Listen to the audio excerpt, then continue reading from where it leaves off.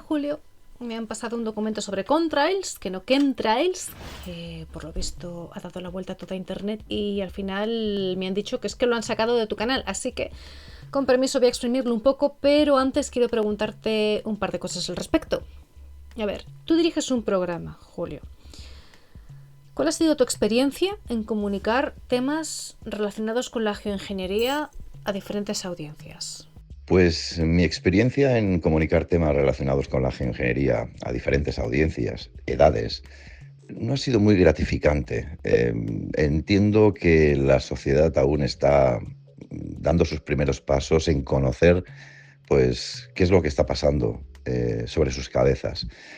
Yo he perseverado a la hora de explicar y de contar de la forma más fácil posible estos hechos reales, palpables, que están ocurriendo diariamente desde hace mucho tiempo en la península ibérica, esta intoxicación que se está llevando a cabo por parte de las autoridades. Y veo que la gente no es, en un 70%, no es muy receptiva a la posibilidad de que les estén envenenando. Creen básicamente en lo que detallan los medios de comunicación, ya puede ser televisión, prensa escrita o radio, de que se tratan de estelas de vapor de agua que se condensan a diferentes alturas y que son inocuas. Bueno, no solamente les cuesta entender que esto puede ser una realidad, sino que tampoco se paran a estudiar o a mirar si hay alguna parte de cierta en esta historia, ¿no? Bueno, a pesar de que les cuentas que la geoingeniería lleva muchísimos años entre nosotros, por ejemplo, sin ir más lejos, a veces les cuento el proyecto que se hizo en Vietnam, ¿verdad? De anegar los túneles de Vietcong con la finalidad de acabar con este bando, digamos, comunista. Lo hicieron a través de la geoingeniería, la Operación Popeye. Bueno, aún así, explicas historias reales, explicas hechos constatados y no hay manera. Sí bien es cierto que un pequeño porcentaje de personas no solamente están conscientes o no solamente son conscientes de lo que está pasando sobre sus cabezas, sino que también hacen lo que yo, desde mi humilde posición, también hago, ¿no? Que es difundir esta posibilidad, ¿no? La intoxicación de nuestros cielos y bueno, poco a poco yo creo que poco a poco se está consiguiendo algo. En definitiva, mi experiencia no ha sido muy positiva de cara a la sociedad. La gente te sigue mirando un poco de arriba abajo cuando hablas de estos temas, cuando te refieres y les muestras, mira aquello de arriba, mira qué línea, mira cómo se expande, mira cómo dentro de 2 horas el cielo queda lechoso, blanquecino. Y aún así no entran en razón, no te dan pie a que puedas incluso seguir la conversación. Así que experiencia bastante negativa, pero bueno, tampoco me importa. Mi labor, creo que como comunicador, es seguir mostrando lo que yo voy encontrando, las pequeñas investigaciones que voy realizando. Quien las quiera acoger, pues que las acoja, y quien las quiera desechar, pues que las deseche. No hay más. ¿Cómo crees que la comunicación pública puede influir en las políticas relacionadas con la geoingeniería? Hombre, a ver, la comunicación pública puede influir, por supuesto, en las políticas relacionadas con la geoingeniería. Lo que hay que hacer es perseverar y seguir, pues explicando y mostrando desde nuestra humilde posición, pues todo lo que está pasando en los cielos. Repito, diariamente. El problema que tenemos a los que nos consideran conspiranoicos y todas estas cosas, o teóricos de la conspiración, etcétera, etcétera, tenemos un problema añadido, que la televisión está jugando en contra nuestra, nos está intentando desprestigiar, casi nos insulta. Bueno, tenemos esa doble lucha, ¿no? Pero bueno, si la televisión convencional, la radio, la prensa en general, pues hablara de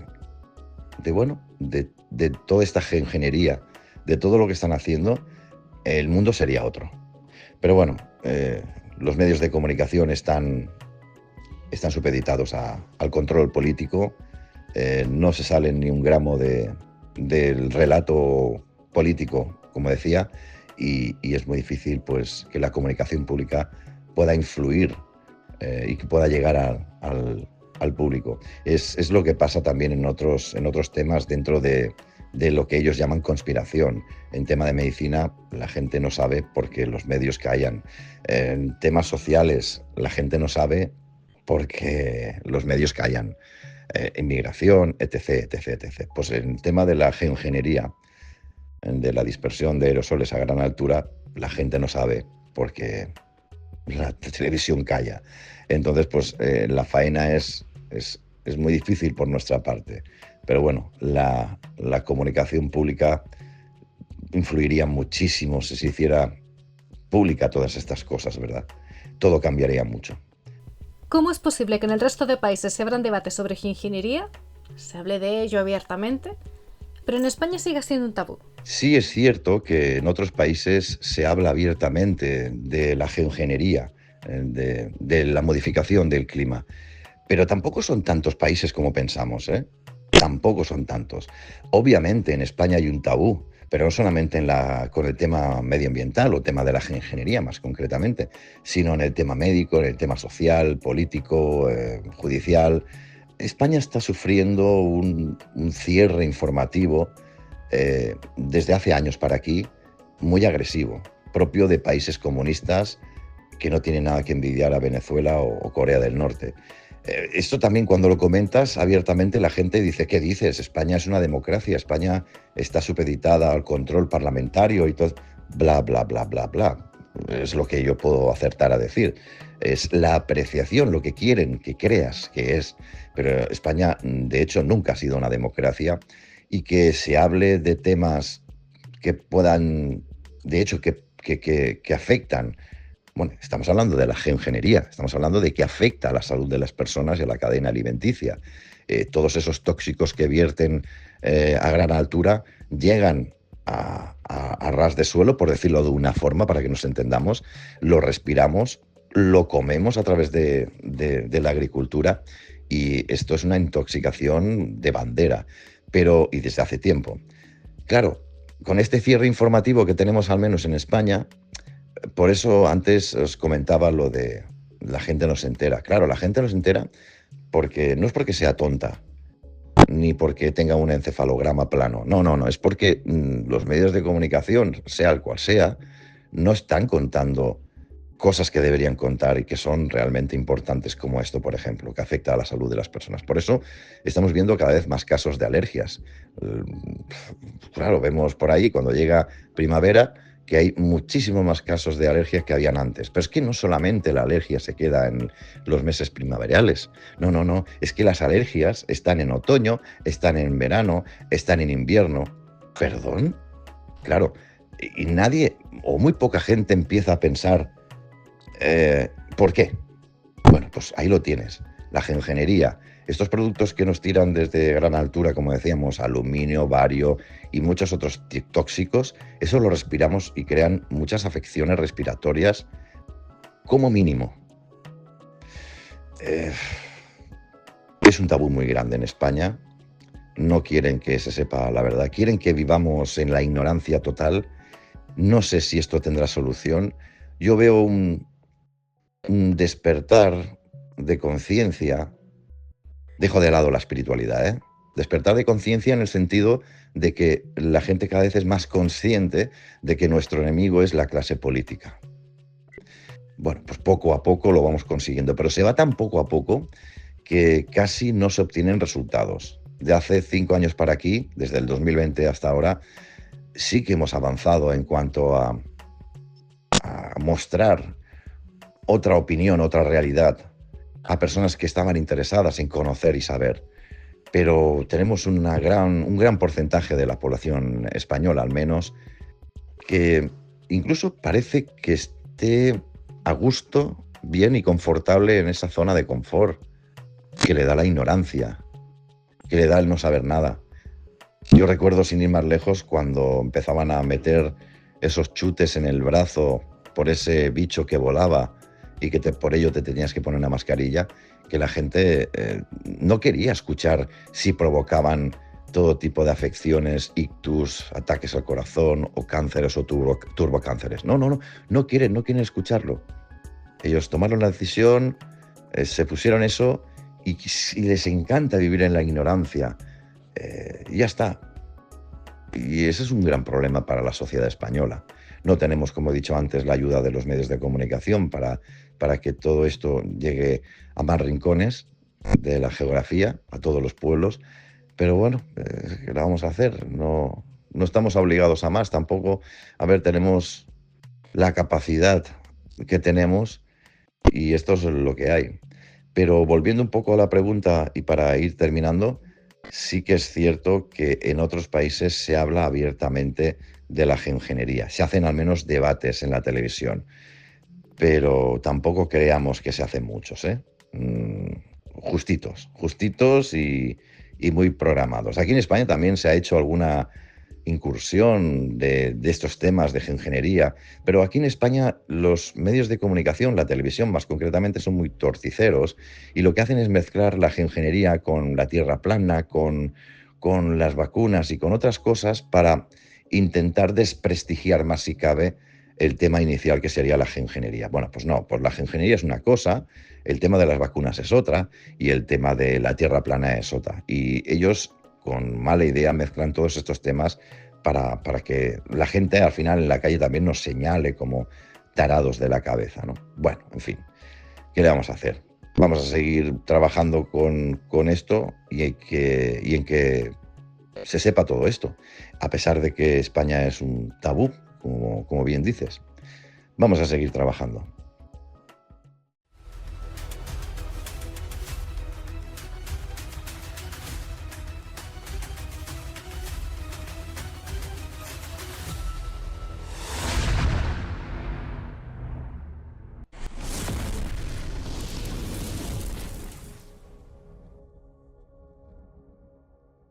Buenas noches amigos, un saludo a todos, gracias por venir aquí. Ya saben ustedes que desde Mundo Viperino llevamos un mes intenso hablando de geoingeniería. Comencé con una denuncia contra la manipulación climática en la presentación de uno de mis libros.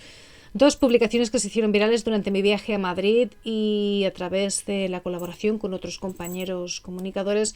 Bueno, como ya han visto al principio de este vídeo, Héctor de Mundo Viperino me pasó un documento sobre contrails. De ahí este vídeo vamos a sintetizarlo al máximo, exponiendo los puntos clave y sin añadir florituras ni comentarios en lo personal, como he hecho con otros documentos o crónicas. No voy a alterar los argumentos, amigos, las definiciones ni la línea del archivo. Al final, para distinguir qué es información y qué es reflexión, añadiré un pequeño comentario a petición del público. Ustedes saben que la geoingeniería es un tema que llevo años tratando y denunciando. Es precisamente por esa trayectoria que muchos de ustedes piden mi opinión y mi punto de vista. Yo agradezco la confianza y el interés y creo que sí, es una de las responsabilidades de todo periodista de investigación, no el hecho de mezclar su opinión o perspectiva con los acontecimientos, sino el generar una interacción. ¿Por qué? Porque en este caso nos ayuda a seguir cuestionando, aprendiendo y sobre todo a tener una visión más clara. Bueno, el documento explica cómo se forman y evolucionan las estelas de condensación y cuáles son sus efectos. Las agencias del gobierno de Estados Unidos están investigando las estelas de condensación que dejan los aviones porque afectan al cambio climático. Por eso insisten en que hace falta más investigación para mejorar la comprensión y reducir la incertidumbre. El objetivo es que para 2050 Estados Unidos pueda gestionar las estelas de condensación de forma eficiente, teniendo en cuenta tanto el impacto en el clima como los costos económicos. Los avances, dicen, dependerá de los fondos disponibles. Hasta 2030, la investigación se centrará en cómo las tecnologías de motores de bajas emisiones y combustibles sostenibles, los SAF, pueden ayudar a reducir las estelas. Insisten en que necesitan herramientas predictivas óptimas para considerar las compensaciones económicas y operativas. Para 2040 se espera que las herramientas y los modelos estén listos y en uso para gestionar los efectos de las estelas, y para 2050 se pretende ya tener un sistema eficaz y coordinado que permita tomar decisiones informadas sobre cómo reducir este impacto.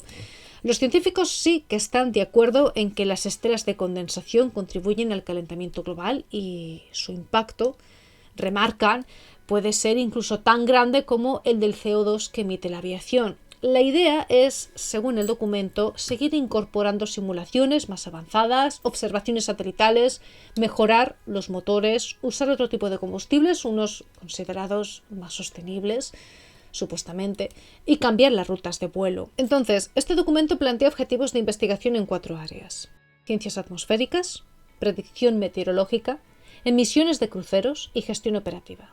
Alegan que la colaboración entre las agencias del gobierno y la industria de la aviación es clave para alcanzar estos objetivos. Hacen un llamamiento. Aquí explican que las estelas de condensación son nubes de cristales de hielo que se forman cuando el vapor de agua de los gases del motor se mezcla con el aire frío y húmedo a gran altitud, y su formación depende de varios factores: la tecnología del motor, la composición del combustible, las condiciones atmosféricas, la temperatura, humedad del aire, etc. Según esas condiciones, las estelas pueden durar desde unos pocos minutos hasta varias horas o incluso días. Aquí no se hace una distinción entre chemtrail y contrail. Aquí todos son contrails, ¿de acuerdo? Y existen 3 tipos principales, insisto, acorde al documento. Las estelas de corta duración, que se forman y desaparecen rápidamente porque el aire es demasiado seco. Por eso su impacto climático, dicen, es mínimo. Las estelas persistentes no propagantes, que pueden mantenerse visibles durante horas o días sin dispersarse, se detectan fácilmente desde tierra o por satélite.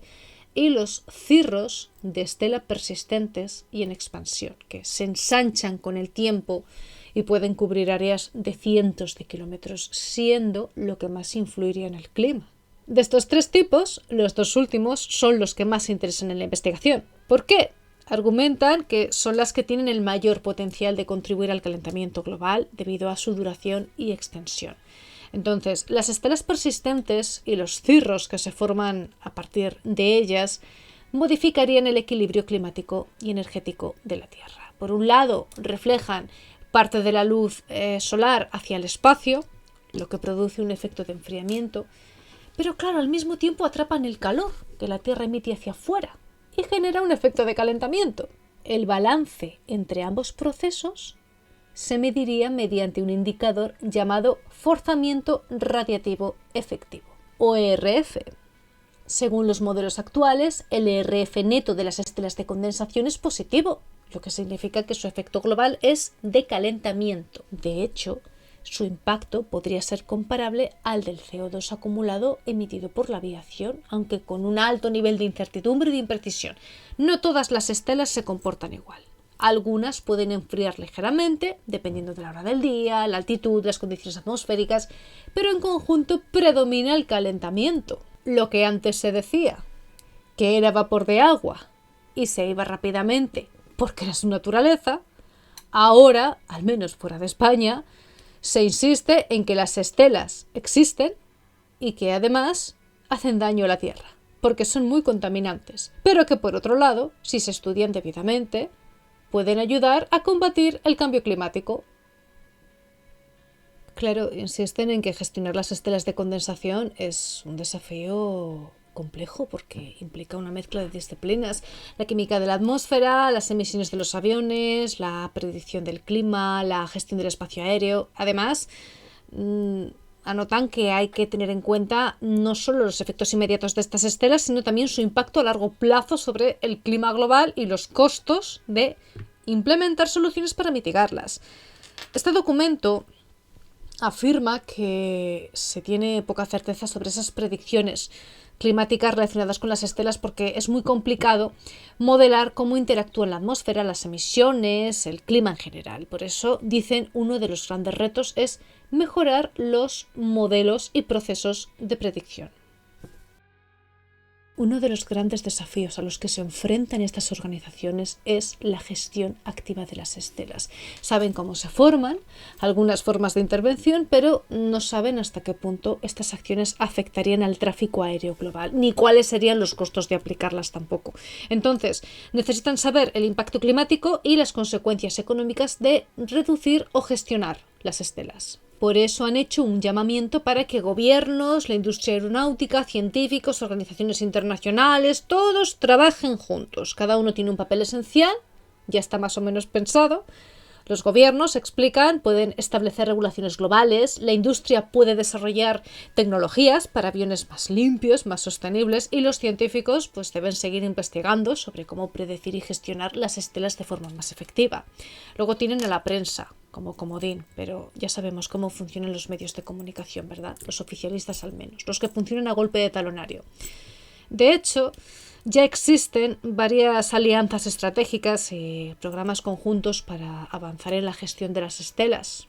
La investigación en ciencias atmosféricas se enfoca en entender las condiciones que hacen que se formen y persistan las estelas de condensación. Entonces, para ello los científicos están estudiando pues, aspectos como el tamaño y número de los cristales de hielo y cómo estos afectan a la radiación solar, porque las estelas pueden reflejar o absorber la radiación.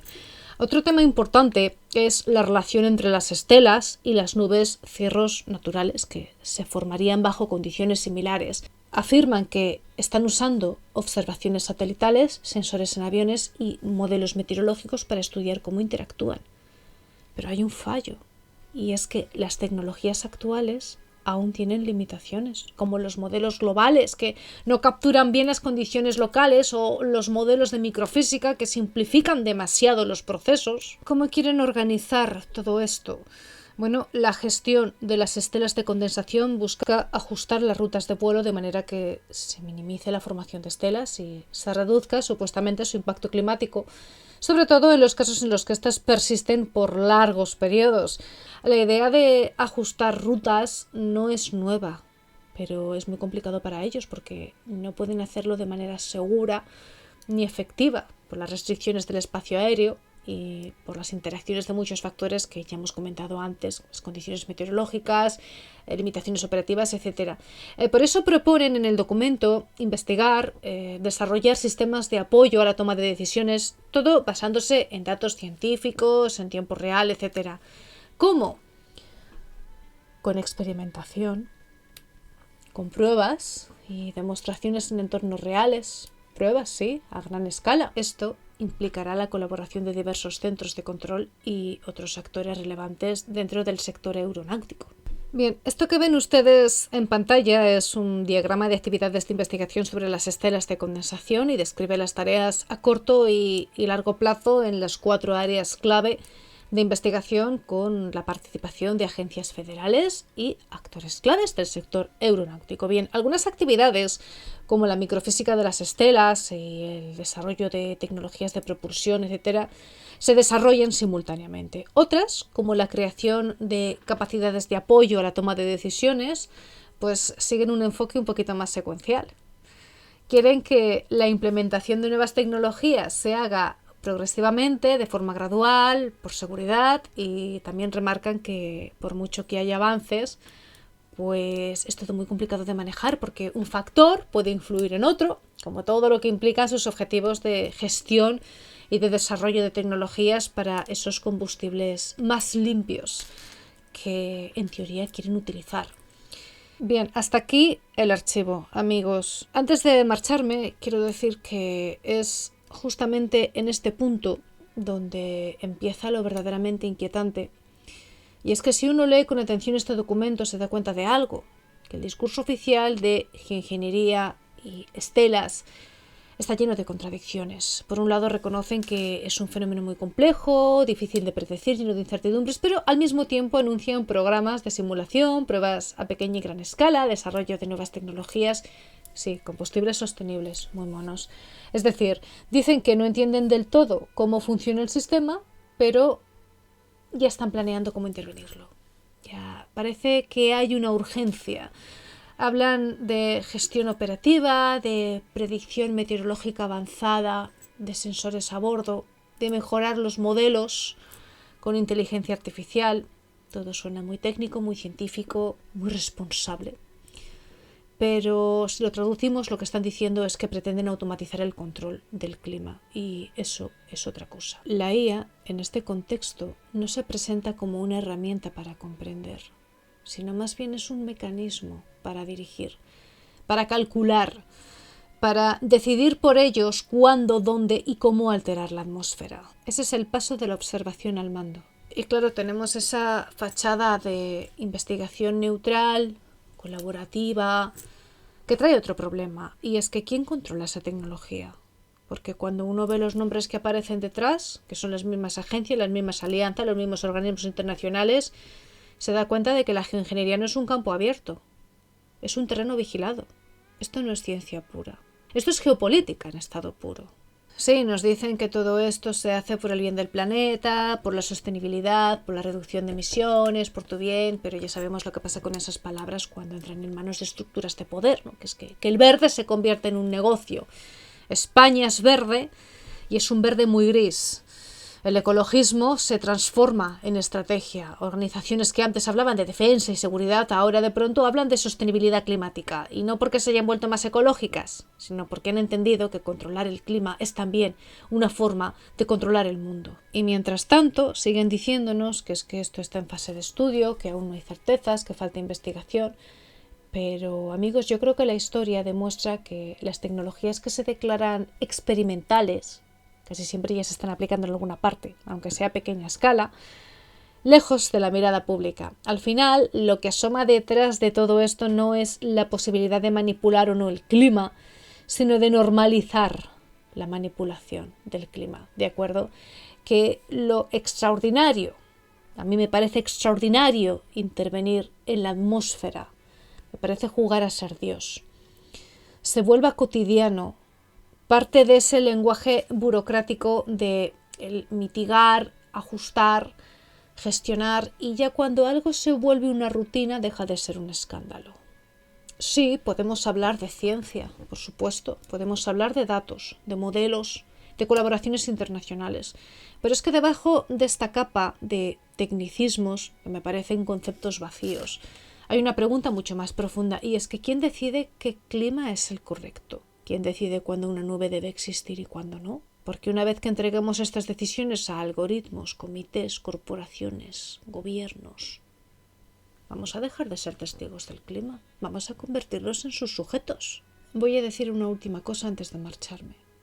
No se trata de negar la ciencia, se trata de recordar que la ciencia sin ética, sin límites, sin transparencia, deja de ser conocimiento y se transforma en poder. Y el poder, cuando puede modificar el cielo, deja de necesitar fronteras.